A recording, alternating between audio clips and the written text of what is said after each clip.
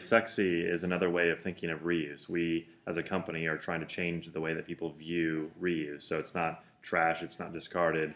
It's actually sexy, innovative, thought-provoking, those kind of things. I want to know, can you put money in my pocket?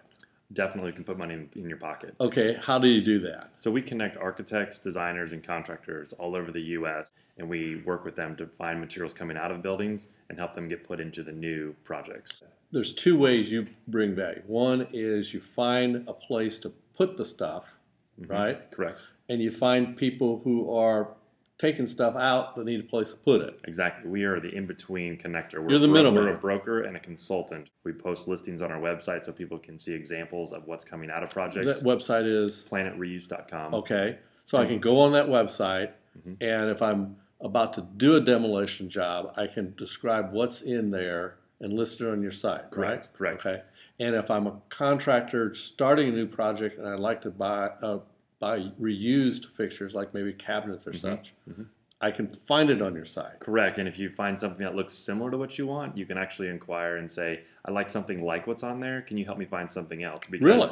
We have access to materials that aren't necessarily on our site. And with our national network, we have connections all over. So if we know you're looking for something in particular, let us try to help find it and reach out to people and ask the question. Okay, what about a little credit risk here? So I want to buy some materials and I really don't know you that well. How do I know that if I send a check, I get what I'm looking for? We actually have purchase orders. So our purchase orders on both the seller's side as well as the purchaser's side have some pretty strict language in there to protect us, not to scare people away, but you know what? You might want to scare the wrong people away. Absolutely. But let's keep the right one. So if we need this material in September or August, let's go ahead and sign up on a contract.